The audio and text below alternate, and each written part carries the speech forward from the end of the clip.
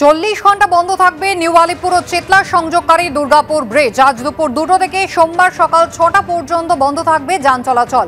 ব্রিজের load test অর্থাৎ ভার বহন ক্ষমতা যাচাই করা হবে। পাশাপাশি ব্রিজের রক্ষণাবেক্ষণের পরিস্থিতি খতিয়ে দেখা হবে। ব্রিজ যতক্ষণ বন্ধ থাকবে ততক্ষণ উত্তরমুখী গাড়ি নিউ আলিপুর ট্রাফিক আইল্যান্ড থেকে ঘুরিয়ে দেওয়া হবে, দক্ষিণমুখী গাড়িগুলিকে ঘুরিয়ে দেওয়া হবে আলিপুর রোড ও গোবিন্দ আঢ্য রোড ক্রসিং থেকে। দুর্গাপুর সেতু বন্ধ থাকায় দক্ষিণ কলকাতার যান চলাচলে ব্যাপক প্রভাব পড়ার আশঙ্কা। আজ দুপুর 2টো থেকে সোমবার সকাল 6টা পর্যন্ত 40 ঘন্টার জন্য সম্পূর্ণ বন্ধ রাখা হবে দুর্গাপুর ব্রিজ। দুর্গাপুর ব্রিজের রক্ষণাবেক্ষণের জন্য সম্পূর্ণ রকমভাবে বন্ধ থাকবে এই দুর্গাপুর ব্রিজ। কেএমডিএ যার কাজ করবে এবং কেএমডিএ মূলত খতিয়ে দেখবে যে এই ব্রিজের ভার উত্তোলন ক্ষমতা কতটা, ব্রিজের কোথায় খুঁত রয়েছে, কোথায় কোনো রকম সমস্যা রয়েছে কিনা এবং যে কোনো ধরনের কোনো বিপদ ঘটার কোনো সম্ভাবনা রয়েছে কিনা সেই বিষয়গুলো খতিয়ে দেখা হবে। একেবারে ব্রিজে ওঠার মুখে দুদিকেই ঠিক এভাবেই বাঁশ দিয়ে হাইট বার তৈরি করা হয়েছে যাতে কোনো ধরনের কোনো ভারী গাড়ি এই ব্রিজে উঠতে না পারে।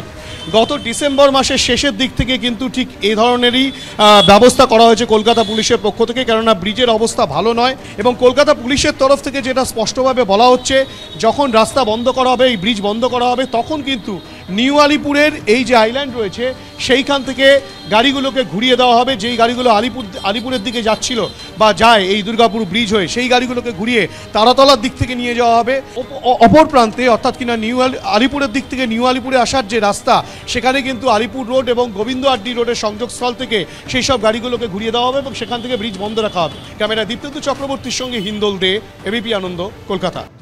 বিহারের নালন্দায় খুন করে পশ্চিমবঙ্গে গা ঢাকা এমনই চাঞ্চল্যকর অভিযোগ সামনে এসেছে। শহর এবং শহরতলি থেকে বিহারে খুনে অভিযুক্ত 4 জনকে গ্রেফতার করা হয়েছে।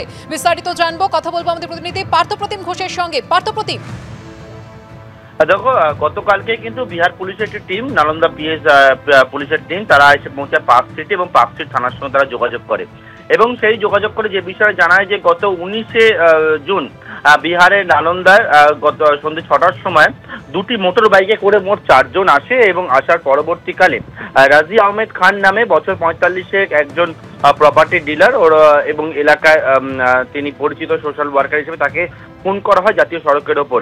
এবং তারপর কিন্তু যারা এই খুনের ঘটনায় যুক্ত ছিল, এই সুপারি কিলাররা, তাদের সম্পর্কে যখন তথ্য জোগাড় করতে শুরু করে, তার পরবর্তীকালে কিন্তু পুলিশ দেখতে পায় যে নাম্বার এবং সেই নাম্বারের যে অ্যাড্রেস, তা পার্ক স্ট্রিট এলাকায়, এবং সেই মতো পার্ক স্ট্রিটে পুলিশের টিম এসে পৌঁছায়। কিন্তু দেখা যায় যে অ্যাড্রেসটি সেটা ভুয়ো, নম্বরটিও সুইচ অফ। এরপর কলকাতা পুলিশ বিহার পুলিশকে সঙ্গে নিয়ে বিভিন্ন রকমের যে মনিটরিং সেল রয়েছে সেখান থেকে তথ্য সংগ্রহ করে তারা জানতে পারে যে এই 4 জন কলকাতা পার্ক স্ট্রিটে নয়, তারা নরেন্দ্রপুর এলাকায় গিয়ে গা ঢাকা দিয়েছে এবং তারপর পার্ক স্ট্রিট থানার পুলিশ বিহারের নালন্দার পুলিশকে সহযোগিতা করে বলে জানা যায় এবং সেক্ষেত্রে কিন্তু নরেন্দ্রপুর থেকে গতকাল রাত্রিবেলা 4 জনকে গ্রেপ্তার করা হয়েছে, যারা এই মার্ডার কেসের সঙ্গে যুক্ত ছিল বলে জানা যাচ্ছে। যে ওদের মধ্যে দ্বিতীয় 4 জনই হচ্ছে বিহারের বাসিন্দা, মোহাম্মদ রাজা, মোহাম্মদ ইমরান, মোহাম্মদ ঔরঙ্গজেব এবং মোহাম্মদ দানিশ। এবং তারা খুন করার পর তারা কিন্তু বাংলায় এসে গা ঢাকা দিয়েছিল এবং গতকাল রাত্রিবেলায় তাদেরকে গ্রেপ্তার করা হয়েছে এবং বিহার পুলিশ তাদেরকে কিন্তু বিহারে নিয়ে যাচ্ছে। ধন্যবাদ পার্থপ্রতিম।